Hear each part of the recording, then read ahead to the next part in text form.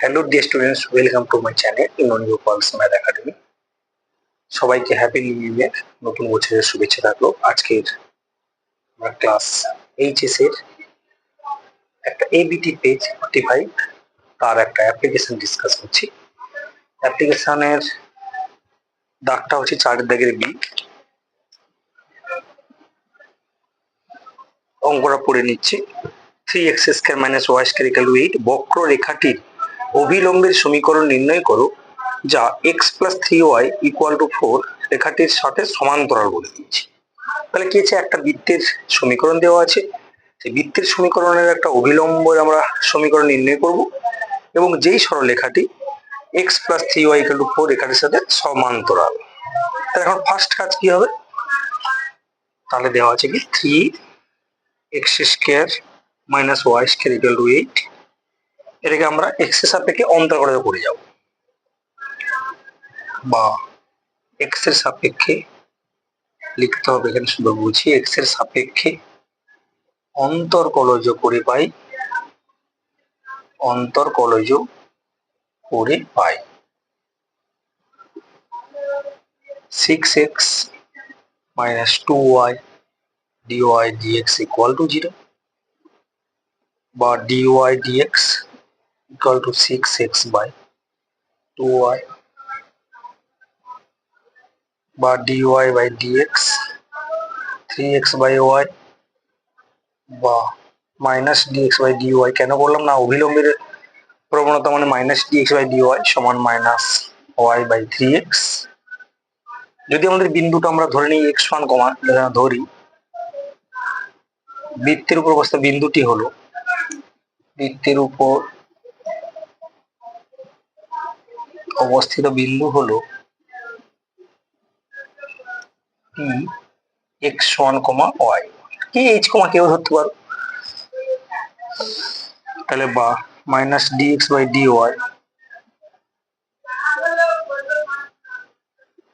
Minus y1 by 3x1 minus y1 by 3x1, এটা অভিলম্ব। বা এটাকে ধরে নাও, এটাকে এই মান ধরে নিতে পারি।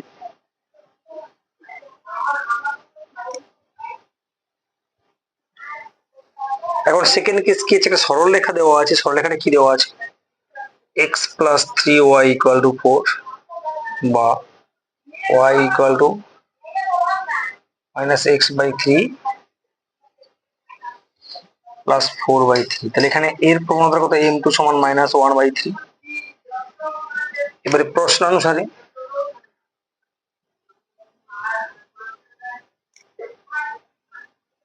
m1 সমান m2, কারণ সমান্তরাল বলেছে, অভিলম্বটা উক্ত সরলরেখার সঙ্গে আমাদের সমান্তরাল। তাহলে minus y1 by 3x1 equal to minus 1 by 3, 3 কেটে দাও, বা y1 সমান x1, y1 সমান x1। এবার আমাদের কাছে কি, যেহেতু x1, y1 উক্ত বক্রের মানে উক্ত আমাদের বৃত্তের সমীকরণ অবস্থিত, গিভেন সার্কেলের উপর অবস্থিত, বৃত্তের উপর অবস্থিত, অতএব কি হবে, তাহলে 3x1 square minus y1 square equal to 8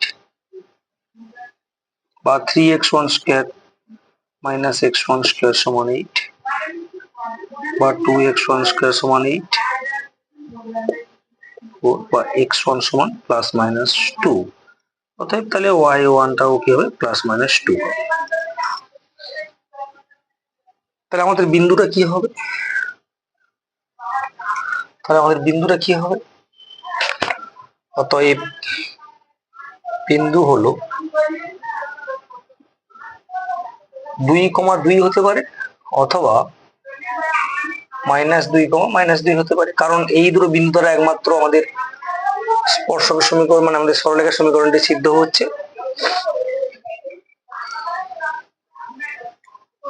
আমরা এই প্রবণতা নিয়ে চেক করে নেবো, আমরা প্রবণতা যেটা ছিল আমাদের সেইখান থেকে আমরা এই পয়েন্টগুলো বসে চেক করে নিতে পারি, ঠিক আছে। কারণ এখানে আমাদের যেহেতু প্রবণতাটা মাইনাস একের 3, এই মাইনাস একের 3 একমাত্র হয়ে থাকবে আমাদের এই বিন্দুগুলো কিন্তু চারটা বেরিয়েছিল, 2,2, 2, -2, আবার -2,2, আর -2, এখন এই দুই বিন্দু নেবো কেন? যেহেতু উভয়ের প্রবণতা দেখতে পাচ্ছি আমাদের -1/3, তাহলে -1/3 একমাত্র হয়ে থাকবে 2,2 এবং -2, এর মাধ্যমে। তাহলে আমরা বিন্দু পেয়ে গেছি, অতএব অভিলম্বের সমীকরণ। অভিলম্বের সমীকরণ তাহলে কি হবে?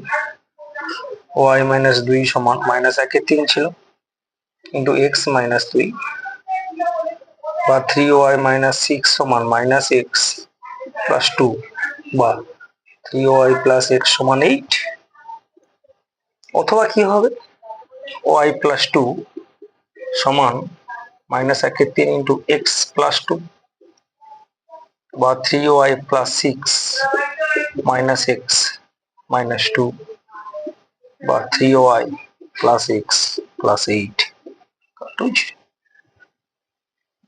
নিশ্চয়ই বোঝা গেছে, খুব সিম্পল ভাবে আমরা বলে দিলাম।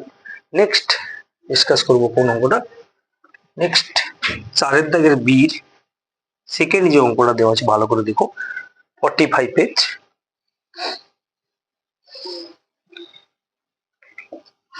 y² = 4x এবং x² = 4y অধিবৃত্ত দুটির মধ্যবর্তী অঞ্চলের ক্ষেত্রফল নির্ণয় করো। খুব সোজা অঙ্ক দেওয়া আছে।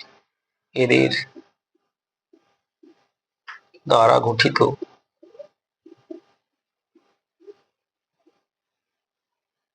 মধ্যবর্তী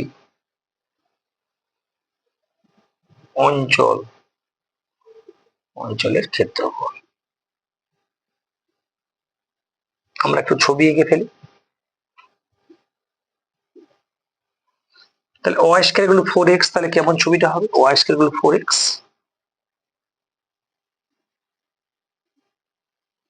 x দিয়ে দিলাম, y ও y ড্যাশড।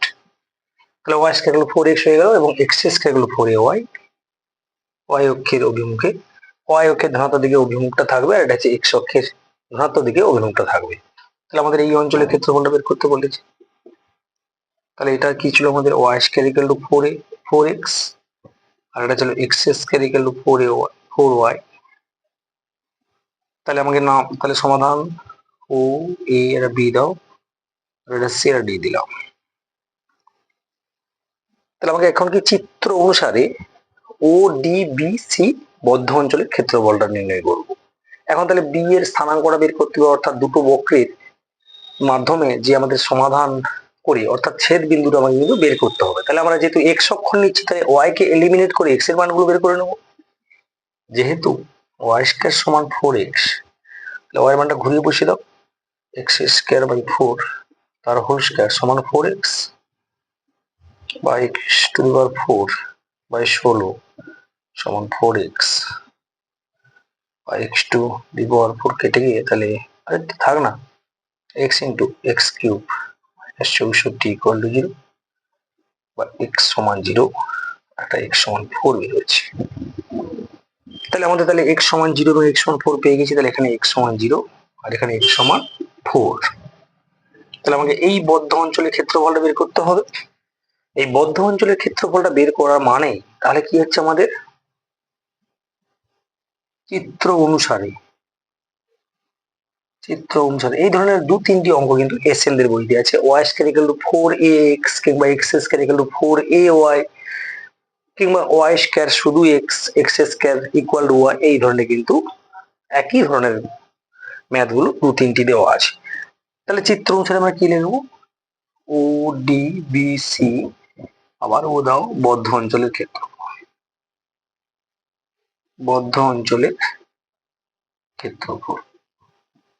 তাহলে কি হবে? Integration x = 0 to x = 4 y dx।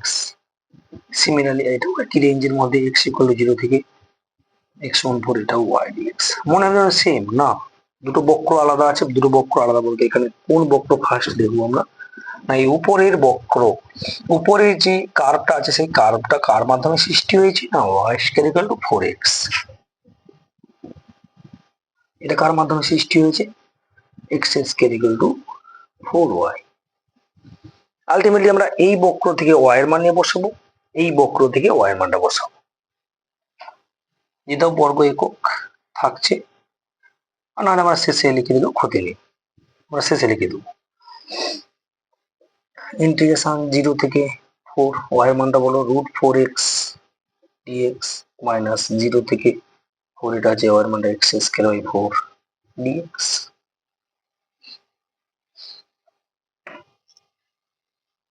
একটু উপর দিক মুছে দিচ্ছি, সমান 4 থেকে 2 বেরিয়ে আসবে, 2 0 থেকে 4 √x dx মাইনাস 1/4 0 থেকে 4 x² dx।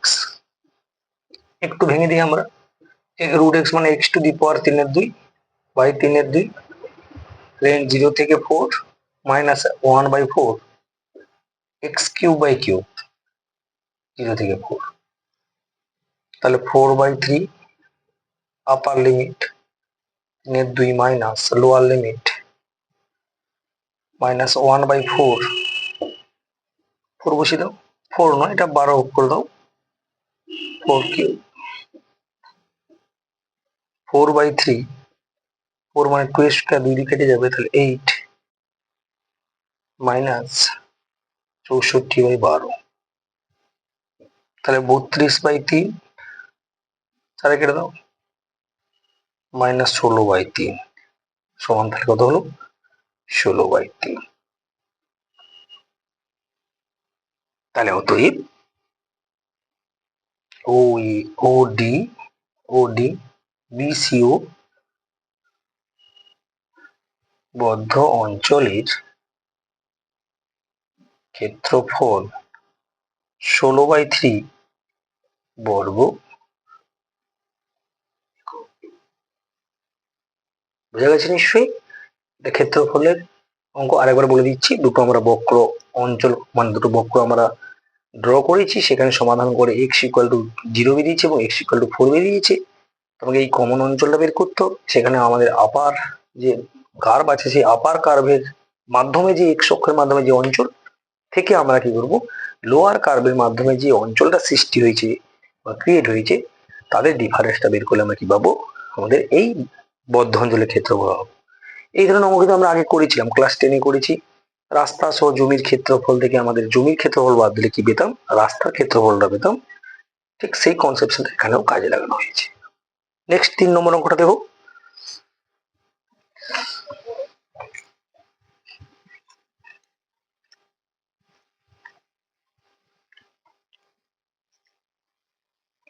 তিন নম্বরটা কি বলেছে দেখো, 3 নম্বর কি বলেছে, এমন দুটি ধনাত্মক সংখ্যা এক্স ওয়াই নির্ণয় করো যেখানে x+y=60 এবং xy³ গরিষ্ঠ। তাহলে আমরা চরম মান করার সময় একটাই লক্ষ্য, আমাকে কিন্তু সিঙ্গেল ফাংশনে কনভার্ট করে নিতে হবে। এখানে দুটো ফাংশন এক্স এবং ওয়াই এর মাধ্যমে তৈরি হয়ে আছে একটা সমষ্টি আকারে, এবং আমাকে গুণফলের মানটা কিন্তু চরম বের করতে হবে। তো দেখো,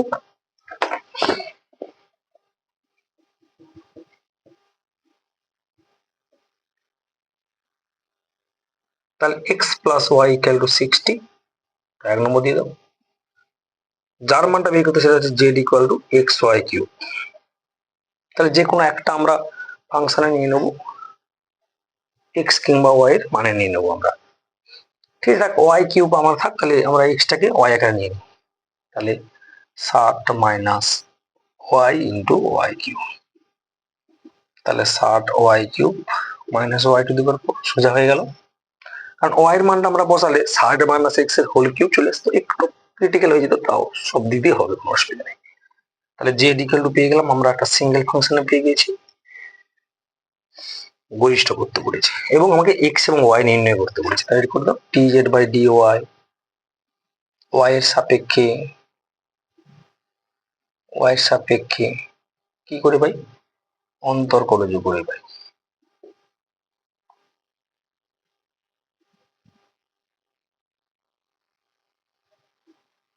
তাহলে 180y² 4y³ d² z/dy² 360 Y minus 12 Y square. কি লিখবো আমরা তাহলে? চরম মানের জন্য। যেহেতু এখানে মেনলি চরম মান বলেই দিয়েছে, আমাকে লিখতে হতো চরম বা মানের জন্য, তো আমাদের লিখলাম চরম বা, যেমন রুলস তেমন লিখতে হবে, অবমানের জন্য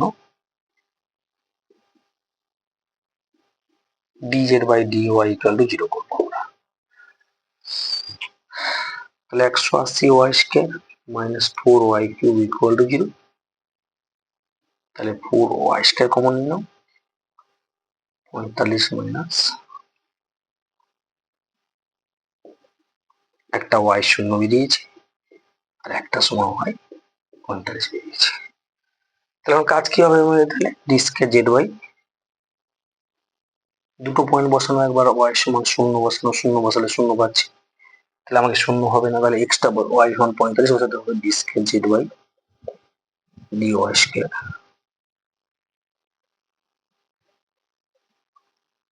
360 ইন্টু 45 মাইনাস 12 ইন্টু 45 এর হোল স্কয়ার। এটা নিশ্চয়ই এর কোচিন লেস দেন 0 বেরোবে, চরম মান আছে, চরম মান আছে, তোমরা এটা ক্যালকুলেশন করে নেবে।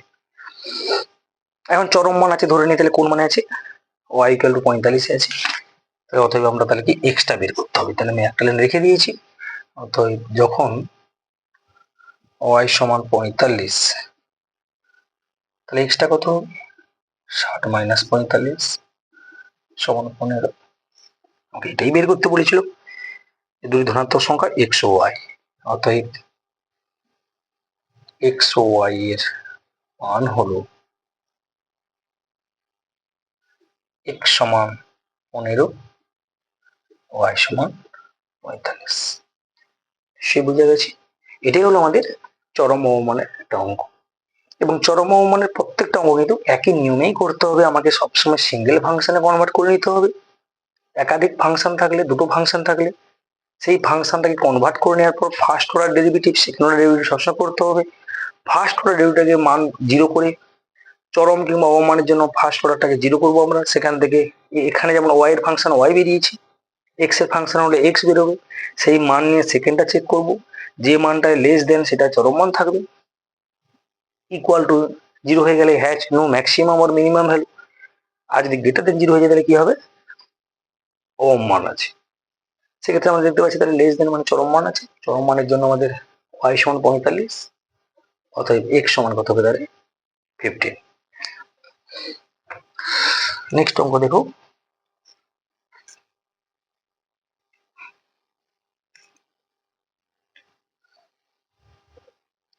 12.1-2 ফুট উচ্চতা একটি আলোক স্তম্ভের পাদদেশ থেকে 5 ফুট লম্বা এক ব্যক্তি ঘন্টায় 3 মাইল বেগে চলে আসে, তার ছায়ার দৈর্ঘ্য কি হারে বৃদ্ধি পাবে নির্ণয় করো। ভালো প্রশ্ন, এটা আমাদের সিগনিফিকেন্স অফ ডেরিভেটিভ বা অন্তর কলেজের ব্যাখ্যা থেকে আমাদের অঙ্কটা দিয়েছে।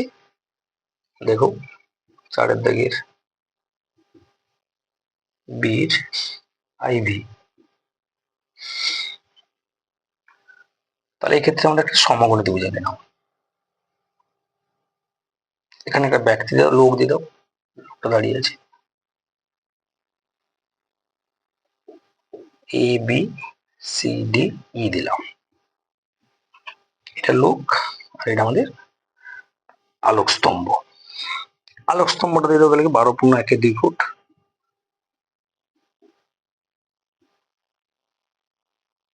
12 দিয়ে গেলে 45, 12 24, 25 বাই 2 ফুট।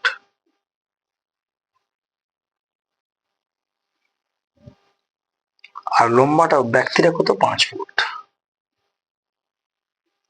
ব্যাস, তো ধরে নাও এইটা হচ্ছে ধরো এক্স, এটা ওয়াই ধরে নিলাম, এটা থিটা অ্যাঙ্গেল। তাহলে আমাদের দেখতে পাচ্ছি এখানে দুটো সদৃশ্যকোণী ত্রিভুজ কিন্তু সৃষ্টি হয়েছে, একটা আছে কি এ ডি বি, আর একটা যদি বলি ই সি ডি। তাহলে আমরা কি পেতে পারি এখন? ধরে নাও, ধরি ডিসি সমান এক্স ফুট,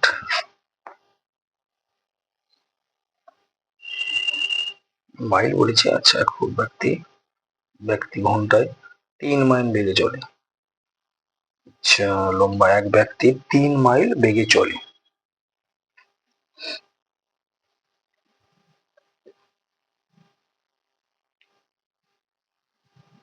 তাহলে ছায়ার দৈর্ঘ্য, তার ছায়ার দৈর্ঘ্যটা কি হারে বৃদ্ধি পাবে? ঠিক আছে,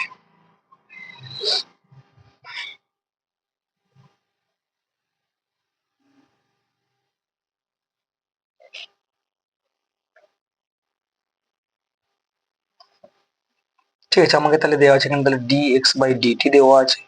dx/dt এর মানটা কি দেওয়া আছে? তাহলে ব্যক্তিটা তাহলে দেওয়া আছে 5 মাইল দেওয়া আছে, 5 মাইল পার ঘন্টা দেওয়া আছে। আমাকে বের করতে হবে কি, আমরা নির্ণয় করব 5 মাইল পার বেগ, এটা ব্যক্তি ঘন্টায় চলছে, তাহলে ছায়া দৈর্ঘ্য কিভাবে বলবো? মানে ছায়া মানে এই ওয়াই, অর্থাৎ বের করতে গেলে dy/dt নির্ণয় করতে হবে।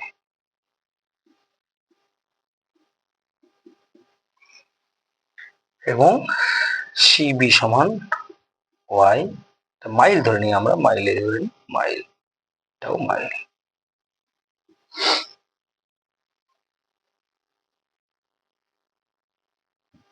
ব্যাস ঠিক আছে, ফুটের সঙ্গে মাইলটা আমরা, কিন্তু হরটা আমাদের একই হারে পরিবর্তন হচ্ছে, এবং আমাদের যেটা এটাও ফুটে আছে, এটাও ফুটে আছে। এখন তাহলে আমরা কি লিখবো? ডিসি ও ডিবিএ সদৃশ্য কোণ থেকে পাই, কোণ থেকে পাই। কি বলবো আমরা তাহলে? তাহলে ইসি বাই ডিসি সমান কি বলবো?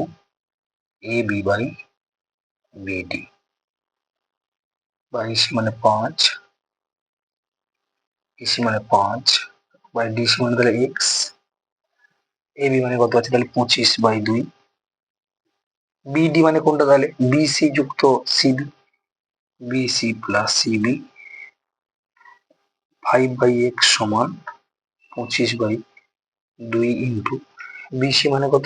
বিসি মানে আমাদের ওয়াই, আর সিবি, বিডিসি হতো এটা, সরি, ডিসি মানে এক্স প্লাস ওয়াই, বা 10x প্লাস ওয়াই সমান 25x, বা 10y সমান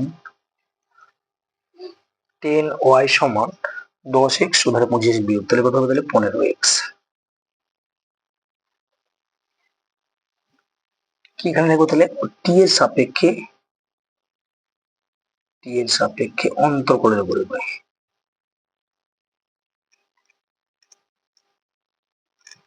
তাহলে কি হবে? 10 dy/dt সমান 15 ইন্টু dx/dt, বা dy/dt সমান 15/10। dx/dt মানটা দেওয়া আছে আগে থেকে, কত দেওয়া আছে? 5 দেওয়া আছে, 5 দিয়ে 10 সমান তাহলে 7×1=2। অর্থাৎ তাহলে আমাদের, তাহলে ছায়ার কি প্রশ্নটা ছিল দেখে নাও? ছায়ার দৈর্ঘ্যের পরিবর্তনের হার, ছায়ার দৈর্ঘ্যের পরিবর্তনের হার 7×1=2 মাইল পার ঘন্টা। আজকে এইটুকুন থাক, সবাই ভালো থেকো, আমরা নেক্সট ক্লাসে আবার দেখা হচ্ছে।